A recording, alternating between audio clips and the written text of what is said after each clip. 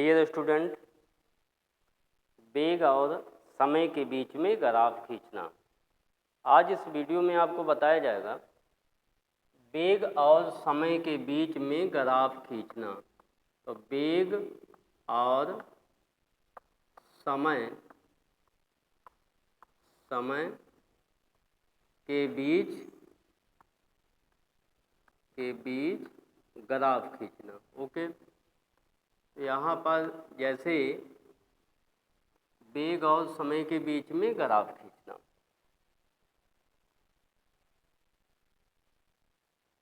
तो इसके लिए जैसे हम कोई अगर पॉइंट मान लें, चाहे आप वेग और समय के लिए जैसे मान लेते हैं, तो यहाँ दूरी एक आप फार्मूला पढ़े हैं।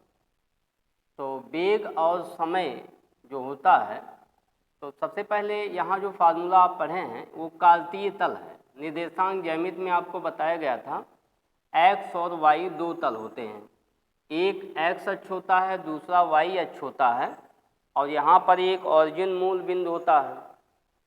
तो यहाँ जैसे आपको ग्राफ खींचना है वेग में, तो अगर हम कोई वेग की वैल्यू दे दें यहाँ पर, जैसे ये मान अगर मान लिया जाए, इस लाइन को अगर हम वेग से निरूपित करें, इस लाइन को वेग से और इस लाइन को समय से, तो यहाँ पर जैसे ये छोटे छोटे मात्रक होते हैं, ये खाने बनाए जाते हैं।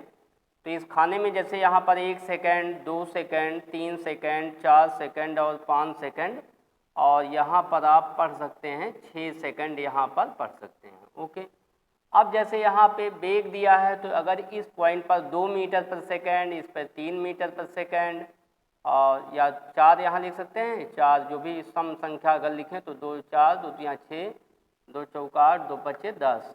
तो ये आपका किस लाइन में है? ये वेग में है, ये वेग वाली लाइन है, और ये समय वाली लाइन है। ठीक है, इसको समय से डिनोट किया गया है। अब यहाँ वेग और समय के लिए जैसे कुछ मान अगर निश्चित दिए गए हैं, जैसे ये इस तरह से अगर बना लें, इसका ग्राफ कैसे बनाया जाएगा इसमें, तो वेग और समय के बीच ग्राफ खींचने के लिए जो है, जैसे मान लेते हैं कोई वस्तु है गति कर रही है, तो जैसे पहले आप देख लीजिए, यहाँ से गति और वेग को v से लिखा जा रहा है, और मान लेते हैं समय है t है। अब 0 पर किसी वस्तु का जो वेग है वो क्या है? 0 है। ठीक है, किसी वस्तु गतिशील वस्तु है और 0 समय पर उसका वेग 0 था, 0 समय पर जब लिखा गया यहाँ। अब मान लेते हैं जैसे 2 सेकेंड, मतलब 1 सेकेंड में, तो 1 सेकेंड में उसका वेग अगर हम मानते हैं 2 मीटर पर सेकेंड है। ओके, और यहाँ पर जैसे 3 सेकेंड हो गया, 2 सेकेंड हो गया, तो 2 सेकेंड पर इसका वेग हम मान लेते हैं जैसे 4 आ गया। आप 6 भी लिख सकते हैं, जहाँ पे पॉइंट मिलेगा वहीं पे आप बनाएंगे इसमें। और यहाँ पे अगर मान लेते हैं जैसे 3 सेकेंड पर इसका वेग आपको मिल गया 4 ही मान लेते हैं, चलिए 4 मान लेते हैं, 4 मीटर पर सेकेंड है। ओके, अब यहाँ पे जैसे दिया है 4 सेकेंड, तो 4 सेकेंड पे इसका वेग मान लेते हैं जैसे यह आ गया 6 मीटर पर सेकेंड हो गया। तो आप ऐसे इसको भी मान सकते हैं 5, यानी 5 सेकेंड में इसका वेग या तो आप 6 कहिए या तो हम 8 मीटर पर सेकेंड कह दें। ठीक है, और यहाँ पर जैसे 6 सेकंड में है, तो इसका वेग जो है मान लेते हैं 10 मीटर पर सेकंड होगा। तो वेग निरंतर बढ़ रहा है, इसमें कोई भी वेग आप कांस्टेंट भी दिया है तो उससे भी ग्राफ बनाया जा सकता है। कहने का तात्पर्य ये टाइम का मान कुछ भी होगा इस टेबल में, ये जो टेबल सारणी बनाई गई है, इसमें समय का मान जो भी कुछ हो, वेग का मान जो कुछ भी हो, उससे आपको मतलब नहीं है। अब यहाँ पे जैसे आप स्केल से आप ग्राफ खींचेंगे, तो सबसे पहले इसमें इस तालिका में कुछ भी मान दिया हो, हम उसी के रिलेटिव इस ग्राफ को बनाएंगे। तो जैसे यहाँ पे 0 0 है, तो आपको पहले भी बताया गया था यहाँ 0 0 है, तो यहाँ 0 0 होगा, तो यहाँ क्रॉस पॉइंट मिल गया आपको। मूल बिंदु यही होता है जहाँ से आप दूरी नापते हैं। ओके, अब यहाँ से जैसे वेग दिया है 2, तो 2 सेकेंड, तो 2 सेकेंड पर इसका वेग कितना है? नहीं सॉरी, यहाँ पर 1 सेकेंड में इसका वेग 2 मीटर पर सेकेंड है। तो एक वाली लाइन आप आगे बढ़ाएंगे ऐसे, ये जब 1 सेकेंड की बात होगी तो वाई अक्ष के समांतर लाइन खींची जाएगी ऐसे, ये वाई अक्ष के समांतर। और जब बेग की बात होगी तो x अक्ष के समांतर लाइन खींची जाएगी और दोनों जहाँ पे क्रॉस करती हैं वहीं पे आपको एक पॉइंट मिल जाएगा। 2 पे 4 है तो 2 पे 2 वाली लाइन पे तो y अक्ष के समांतर लाइन खींचिए, उसके बाद यहाँ पर आप खींचेंगे ऐसे, ये दोनों लाइन यहाँ पे मिल रही है, एक पॉइंट आपको यहाँ पे मिल गया। 3 सेकंड पे 4 है तो 3 सेकंड वाली लाइन पे आप y अक्ष के पैरेलल लाइन खींचेंगे और इस लाइन को आप बढ़ाएंगे, जहाँ पे 4 दिया आपको एक पॉइंट यहाँ पे मिल गया। 4 पे जो है 6 सेकंड 6 मीटर पर सेकंड दिया है तो यहाँ पे भी आप बढ़ाएंगे ऐसे इस लाइन को यहाँ से, और इस 6 वाली लाइन को आप x अक्ष के समांतर खींचेंगे तो आपको यहाँ पे पॉइंट मिल जाएगा।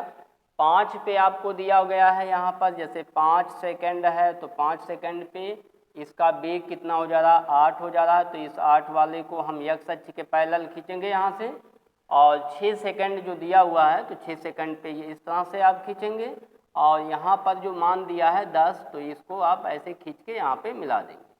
Initial point and last point. तो इनिशियल माने प्रारंभिक पॉइंट आपका कहाँ पे है, ये जो प्रारंभिक बिंदु है यहाँ से आप चलेंगे ऐसे, यहाँ पर आए, फिर इसको यहाँ से, फिर इसको यहाँ से, फिर इसको यहाँ से, फिर ऐसे आप मिला के ऐसे चले जाएंगे।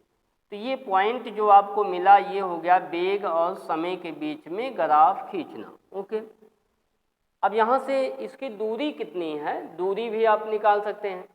तो दूरी कैसे निकालेंगे यहाँ पर, तो दूरी ज्ञात करने के लिए क्या होता है, जैसे आप फार्मूला पढ़े हैं, दूरी बराबर होता है समय गुणे चाल, या विस्थापन बराबर क्या होगा, विस्थापन इक्वल टू, तो यहाँ जो दूरी बराबर आप फार्मूला पढ़े हैं इसका प्रयोग कर सकते हैं। दूरी बराबर समय गुणे चाल लिखते हैं इसमें चाल, तो चाल कौन सी राशि अदिश है और समय, ठीक है। तो इससे समय और चाल का अगर हम गुणा कर देते हैं तो हमको क्या मिल जाएगी, डिस्टेंस, चली गई दूरी, दूरी यहाँ ज्ञात कर ली जाएगी। तो बेग और समय के बीच इसको, इसमें क्या है ये देखिए यहाँ पर ये मान जो बन रहा है, इसको अगर आप ये क्या कह सकते हैं लंबाई गुणे चौड़ाई, तो लंबाई गुणे चौड़ाई के गुणनफल को हम क्या कहेंगे, दूरी कहेंगे। यहाँ पर जो यहाँ आपको मिलेगा इसका क्षेत्रफल, वो क्षेत्रफल जो है ये दूरी के बराबर होता है। तो बेग और समय के बीच में अगर कहीं ग्राफ दिया हुआ है तो वहाँ पर आप अगर बनाना चाहें तो दूरी और समय का जो गुणनफल होता है वो डिस्टेंस को शो करता है। तो जैसे बेग दिया है तो इसी फार्मूले से आप दूरी हमेशा ज्ञात करेंगे, ठीक है। तो जैसे आइए देखिए यहाँ पर मान दिया हुआ है, ये कितना दिया है यहाँ देखते हैं, चलिए आइए देखिए इस ग्राफ से।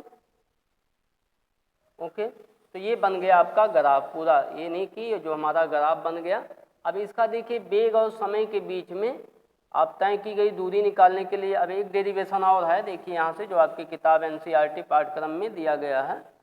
तो एनसीईआरटी पाठ्यक्रम में बेग और समय के बीच में जो ग्राफ खींचा जाता है उससे एक भी फार्मूला प्राप्त किया जा सकता है, ध्यान दीजिए यहाँ। तो बेग और समय, बेग और समय यहाँ पर ये टाइम है। अब मान लेते हैं एक वस्तु है वो किसी समय पर, इसका बेग v है, ये y अक्ष है और ये x अक्ष है। अब ये जो है मान लेते हैं किसी समय t1 पर इसका बेग v था, अब ये b से जो है चलना प्रारंभ किया, t1 समय पर ये चलना प्रारंभ किया और t2 समय तक ये b बेग से चलता रहा। ध्यान दीजिए यहाँ पर ये प्रश्न क्या बताया जा रहा है, ये ऑरिजिन है, मूल बिंदु इसको कहेंगे।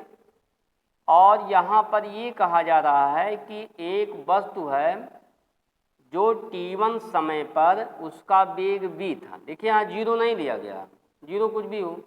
अब यहाँ पर जो इसका बेग v था, ये b बेग से चलना प्रारंभ किया और t2 समय में वो बिंदु b पर पहुँच गया और बेग नहीं बदल रहा है, बेग जो है उसका कांस्टेंट है।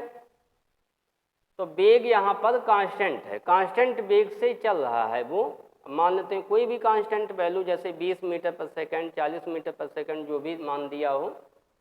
तो हम यहाँ दूरी ज्ञात करना चाहते हैं, तो इसकी दूरी कैसे ज्ञात करेंगे, तो दूरी ज्ञात करने के लिए जैसे तो अब ये मान टोटल कितना हो जाएगा, यहाँ से 0 से इसका बी का कोई अगर मान दिया है, जैसे 10 है तो यहाँ से 0 से 10 हो जाएगा, 20 दिया है तो 20 हो जाएगा। तो हम मान लेते हैं यहाँ पर एक कोई कांस्टेंट वैल्यू b, तो ये पूरी लंबाई कितनी हो जाएगी, v हो जाएगी।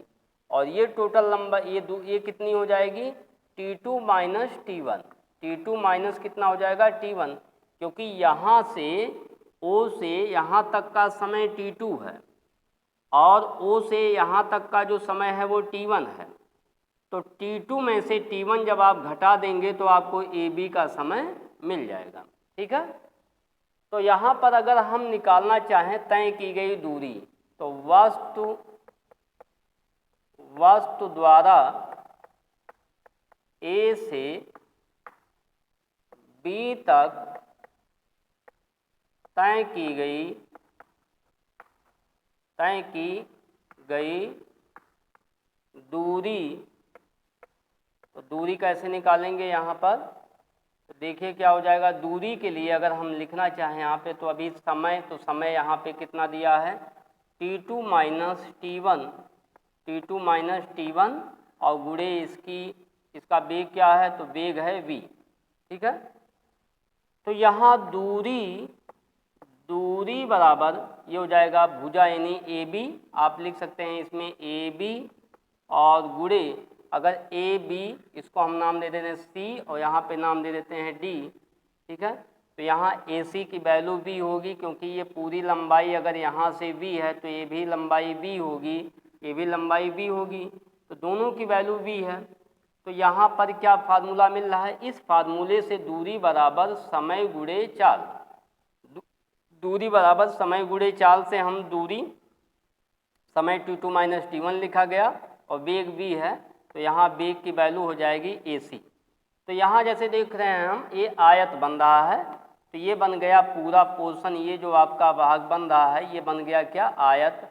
तो यहाँ आयत का जो क्षेत्रफल होता है, वो आयत का क्षेत्रफल कैसे निकालते हैं, लंबाई गुणे चौड़ाई। तो लंबाई गुणे चौड़ाई को हम क्या कहते हैं, क्षेत्रफल। तो यहाँ जो डिस्टेंस दूरी है वो घेरे क्षेत्रफल, तो घेरे क्षेत्रफल कहाँ से कहाँ तक, घेरे क्षेत्रफल ABCD, घेरे क्षेत्रफल ABCD।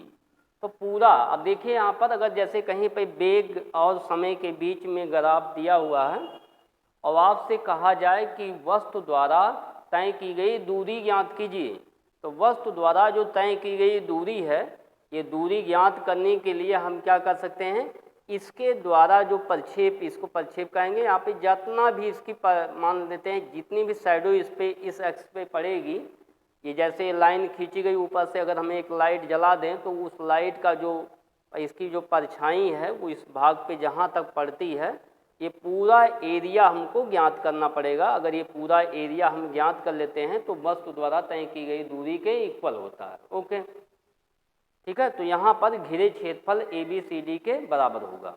नेक्स्ट अगले वीडियो में फिर आपको बताया जाएगा। Okay, thank you.